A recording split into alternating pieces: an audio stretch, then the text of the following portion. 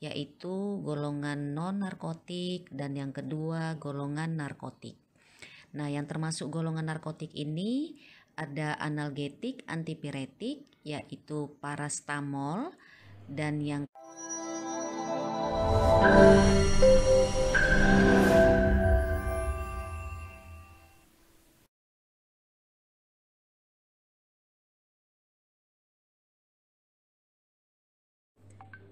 Bismillah, jumpa lagi bersama saya Triwidawati di channel RHS Triwidawati. Sahabat pemirsa, kali ini kita akan membicarakan mengenai obat yang sepertinya semua sudah pernah mengkonsumsinya. Nah, obat apa saja? Ya, parastamol dan asam mefenamat.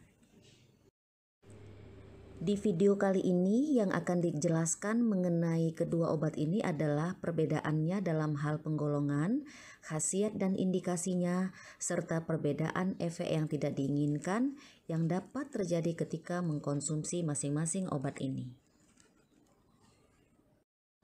Sahabat RHS Triwidawati, baik parastamol maupun asam mefenamat sama-sama merupakan golongan obat anti nyeri dan penurun demam. Perbedaannya, pada asam mefenamat disertai khasiat anti radang. Dengan kata lain, parastamol sebagai penghilang nyeri dan penurun demam, sedangkan asam mefenamat memiliki khasiat penghilang nyeri, penurunan demam, dan juga anti radang. Nah, apa saja tanda-tanda radang? Tanda-tanda radang diantaranya ada tumor atau bengkak, kalor menghangat, dolor atau nyeri, rubor merah, dan fungsiolesa atau daya pergerakan menurun. Secara umum bisa kita lihat skematik pembagian umum dari kedua obat ini sebagaimana gambar berikut ini ya.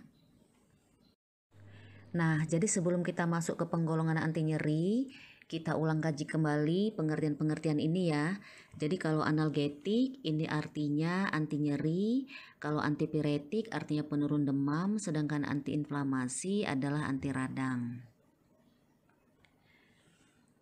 Nah, jadi secara umum anti nyeri ini ada dua golongan, yaitu golongan non-narkotik dan yang kedua golongan narkotik.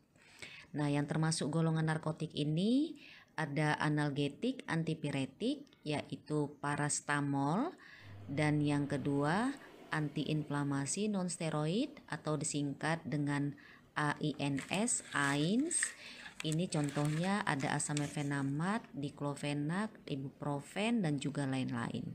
Jadi bukan hanya asam mefenamat, ada banyak obat lain yang termasuk dia golongan antiinflamasi non-steroid. Nah, untuk golongan narkotik sendiri tidak kita bahas. Contohnya di sini adalah morfin yang suatu obat anti nyeri yang kuat dan juga kodein. Jadi kalau narkotik ini dia mempengaruhi sistem saraf pusat ya pemirsa dan dapat menyebabkan ketergantungan. Selanjutnya bagaimana cara kerja kedua obat ini? Prinsipnya sama ya pemirsa, yaitu sama-sama menghambat enzim namanya siklooksigenase. Jadi kalau kita lihat di sini apabila ada stimulus atau suatu rangsangan yang merusak membran sel atau merusak sel tubuh bagian dari sel di dalam tubuh kita, maka urut-urutnya nanti dia akan memacu kerja si enzim siklooksigenase ini menghasilkan berbagai mediator. Apa itu mediator? Udah pernah kita jelaskan di video sebelumnya. Nah, salah satunya adalah si prostaglandin.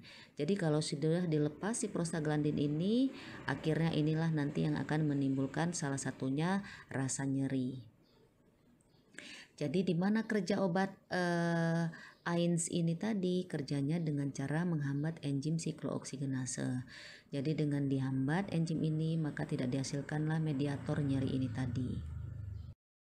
Sebenarnya kalau kita lihat di sini bahwa prostaglandin itu memiliki fungsi tersendiri ya sahabat pemirsa, mulai dari organ reproduksi wanita, pria, sistem kardiovaskuler, jantung, pembuluh darah, sistem pernafasan, kemudian di ginjal, saluran cerna, sistem imun, dan juga sistem saraf pusat.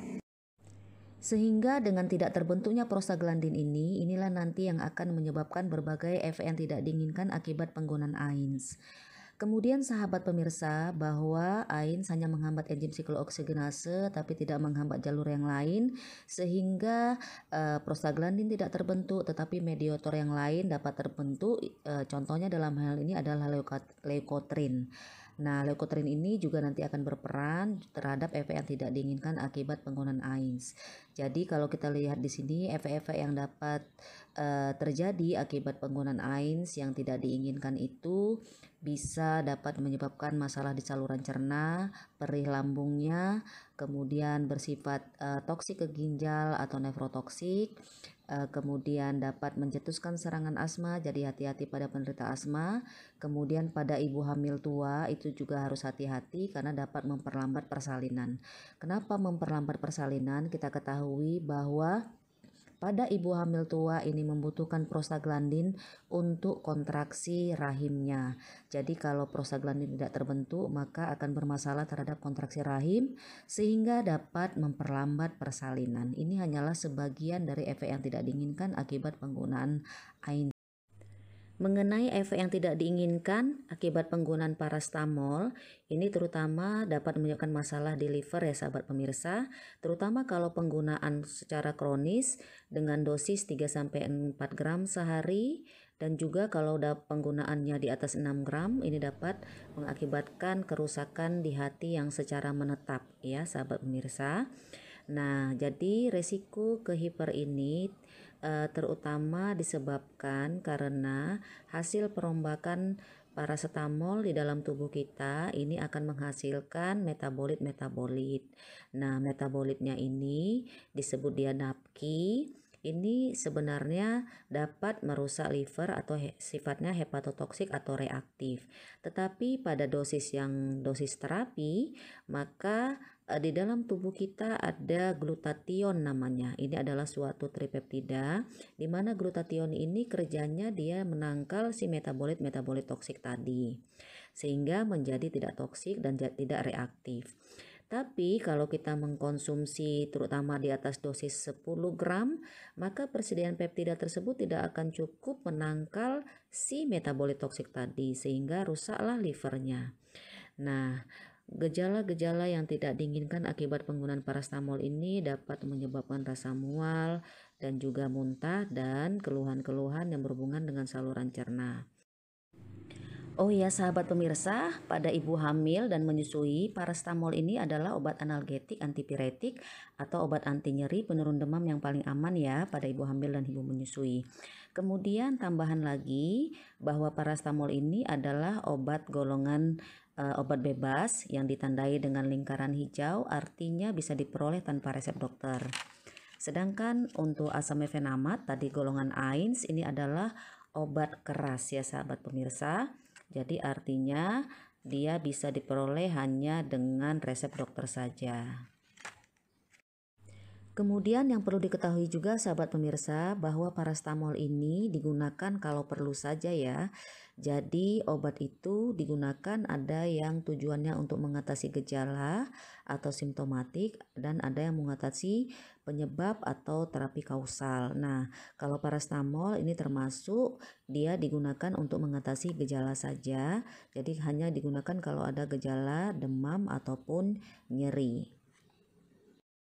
Demikian sahabat pemirsa perbedaan umum dari parastamol dengan asam mefenamat. Untuk detailnya tetap diperhatikan informasi di kemasan obat ya. Jika sahabat pemirsa ada pertanyaan terkait obat silahkan diberikan atau dituliskan di kolom komentar ya.